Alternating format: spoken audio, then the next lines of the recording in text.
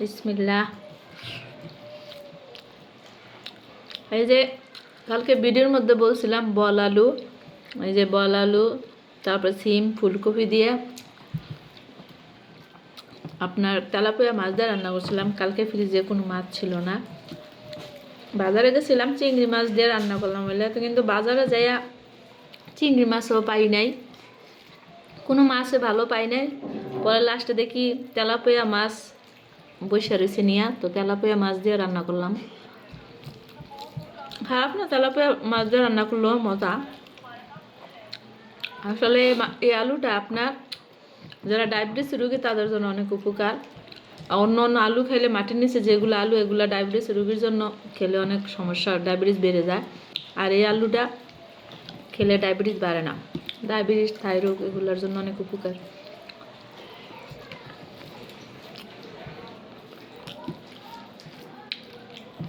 তোমাকে খাওয়া শেষ, আমি একটা লেবু দাও তো।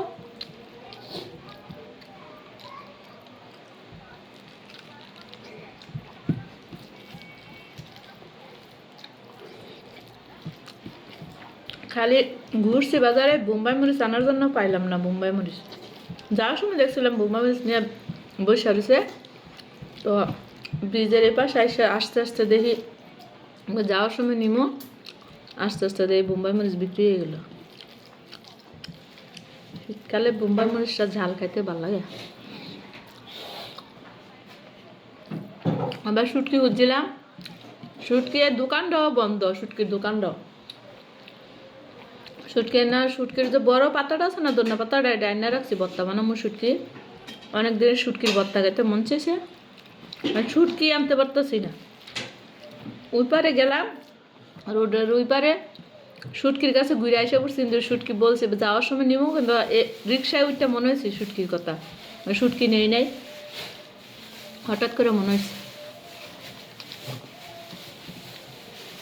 আমার 2টা কাঁচামরিচ দিও তো।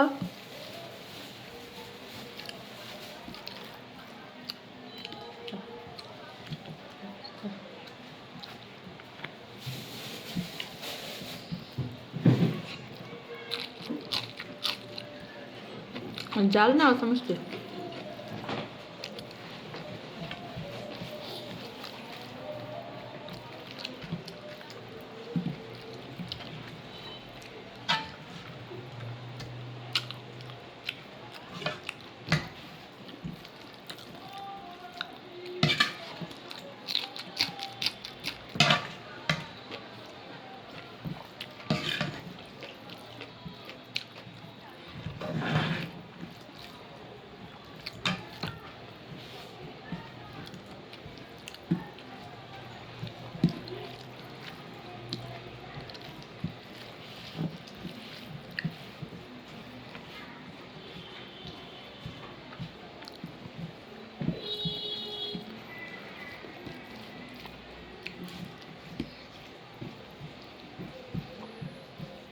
তুমি এমনি তাকাই দিছ, এমন করে তাকাই রাখতেছো কি আজো।